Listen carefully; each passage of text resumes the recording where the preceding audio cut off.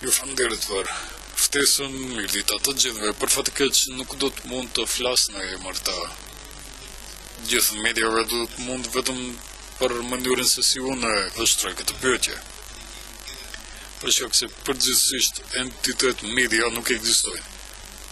Ekzistojnë media të ndryshme, të tilla jo media ekzistojnë dhe kështu me radhë. Duke u munduar t'ju përgjigjem në temën kryesore dhe në titullin e debatit, do t'ju them se si ne kemi menduar kolegët në Slobodën Peçat dhe Plus Info. Me që kene parasysh se është praktike e zakonshme dhe është legjitime si praktikë që mediat, nëse dëshirojnë të marrin mund të marrin anë gjatë zgjedhjeve, pra, të anojnë. Dhe kjo quhet personal commitment apo të përcaktohen për njërin prej kandidatëve dhe të bëjnë të jenë tifoz. Kjo ndodh gjithandej në botë, në Perëndim, veçanërisht edhe në ato që ishte më parë, lindje dhe kështu me radhë. Në praktikën tonë kjo ndodhi gjithashtu. Me ndryshimin e pushtetit, për shkak se në vitin 2014-2015 kur ndodhi, me që kishim një qëndrim se shumë rëndësishme Maqedonia përfundimisht të çlirohet prej një regjimi që mbante të rrovuar, të kapur dhe të izoluar prej botës, dhe se vendosëm të gjithë ne si njerëz, si qytetar të japim kontribut personal në atë drejtim dhe ashtu bëm. Ashtu vepruam në mënyrë transparente, publike dhe legjitime. Menduam nëse edhe në këto zgjedhje duhet të bëjmë ndonjë manovër të këtillë të ngjashme dhe vendosëm jo. Vendosëm të mos bëjmë asnjë përkushtim personal, të mos përcaktohemi për palët në zgjedhjet për arsye që është rëndësishme dhe përkon me temën për çka jam ftuar sot këtu.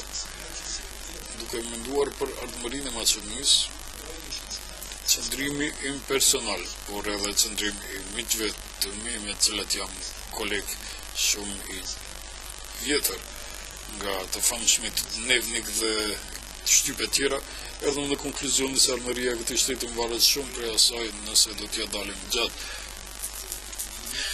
2-3 viteve të ardhshme, do t'ja dalim të reduktojmë nivelin e konfliktit që është tani në nivel ekstremisht të lartë, dhe sinqerisht thënë të cilën presim në 3 zgjedhje të ciklet e ardhshme zgjedhore. Keni parasysh se para neve na presin 3 cikle parazgjidhore. Në 10 vitin e ardhshëm do të kemi zgjedhje parlamentare pas këtyre presidenciale në termin të rregullt, nëse nuk ndodh të kemi edhe zgjedhje të parakohshme parlamentare, pastaj këtyre të parakohshme nëse nuk zgjidhin asgjë në atmosferën politike, mund të ndodh të kemi edhe 4 cikla zgjedhore.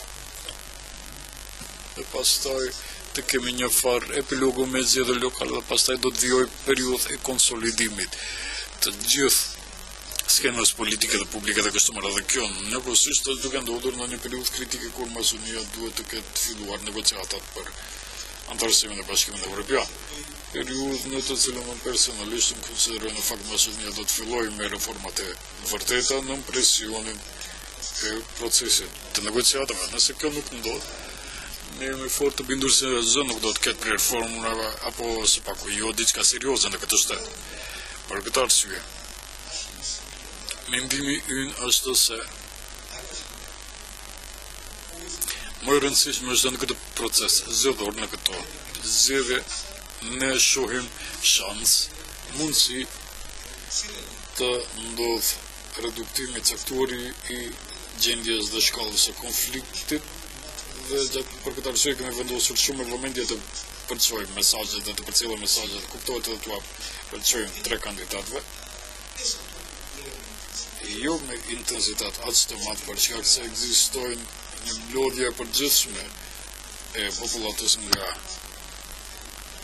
zgjedhjet, plebisciteti, kishim referendum të një zgjedhje, edhe ne jemi pak të lutur, por vendosëm së paku të sigurojmë trajtim të barabartë për gjithë pjesëmarrësit gjatë raportimit dhe përfundimisht trajtim standard të barabartë për gjithë pjesëmarrësit edhe gjatë marketingut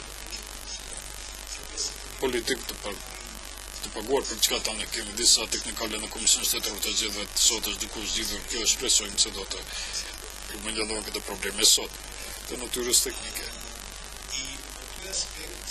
Dhe nga ky aspekt ne jemi shumë të përkushtuar. Dhe shpresoj edhe kolegët tanë të tjerë do të jenë mjaft të përkushtuar të përqendruar në vetë procesin, që ndoshta është pak i bezdisshëm për ne, por është interesant për dukuri tjera që i shohim dhe do të shohim gjatë fushatës. Kam disa forma të reja interesante të mbajtjes dhe udhëheqjes së fushatës. Kemi pak më shumë argëtim, më shumë zbavitje në këto zgjedhje. Po mundohemi të imponojmë mendimin duke vështruar atë pjesë se në fakt zbavitja është edhe pjesë përbërëse e një ciklu që quhet zgjedhje. Argëtimi shërben jo për gjëra të liga për hapjen e gjuhës së urrëties, por për të qeshur ndonjëherë në mënyrë njerëzore. Për herë të parë dëgjoj në fushat eksese të këtij lloji motive që dëgjuam poezi gjatë ngjarjeve.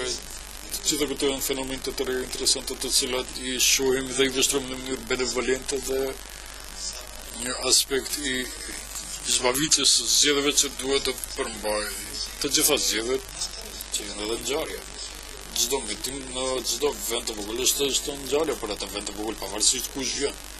Për njerëzit në Maqedoni në parim pak ngjarje zhvillohen, veçanërisht në vendet të vogla po edhe në Shkup. Ashtu që në këtë mënyrë jemi qasur këtyre zgjedhjeve me vëmendje të madhe do të dëgjojmë veçanërisht shkeljet, të cilat pavarësisht që këtu dëgjova bindje se tani janë në numër më të vogël dhe se kemi procese pozitive, edhe ne jemi duke i detektuar, por sensibiliteti jonë ndaj gjitha shkeljeve dhe gjitha dikurive të gabimeve është mbatuar shumë dhe prandaj tani është perceptimi se ndoshta ne je konkretisht në mediat jemi ku edhe unë frimë se ndoshta janë tepër kritika, po një kritikuar se kjo është për arsye se tani jemi tepër sensibil. Se kemi një akuzim të fuqishëm përse jemi të tillë, por se deri tani asnjëherë asnjë nga partitë dhe garnitura tjera politike nuk kishim premtim se do të kemi zero tolerancë për korrupsion, nepotizëm, për keqpërdërim të fondeve publike, fushata kampane, fushata politike dhe kështu me radhë.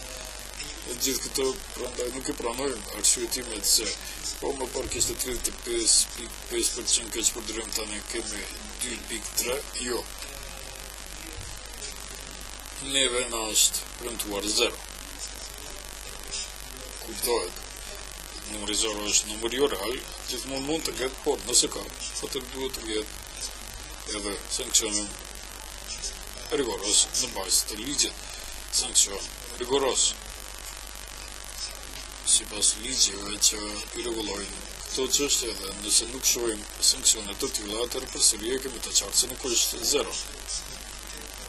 Prandaj sensibiliteti jo vetëm që nuk do të reduktohet, por ashtu siç vjen dita e zgjedhjeve, 2 ciklet zgjedhore që do të jenë mjaft kritike në çdo aspekt,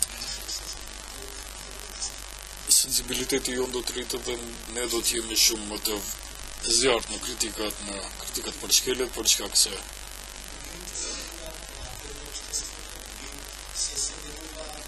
me kohë gjithçka ndryshon. Popullata, njerëzit, teknologjia për 10-15 vjet kur kemi raportuar janë, kemi pasur disa automjete, tani kemi edhe automjete elektrike në rrugë, pra bota në përgjithësi ndryshohet. E prandaj rritet edhe niveli i standardeve dhe niveli i mos tolerimit të disa gjërave të cilat në të kaluarën kanë qenë të kuptueshme në rregull, tani kemi një tim tani nuk pranojmë justifikime të tilla dhe kështu jemi të orientuar në këto zgjedhje, ashtu si që janë mënyra si janë orientuar media të tjera, është drejta e tyre për të pozicionuar, ne përcjellemi vështrojmë, vëzhgojmë, argëtojmë, lexojmë në lidhje me këtë, por kështu jemi pozicionuar ne, kështu shumë edhe ardhmërinë e Maqedonisë për çka. Nëse në këto zgjedhje 3 cikla zgjedhore vazhdon Maqedonia të jetë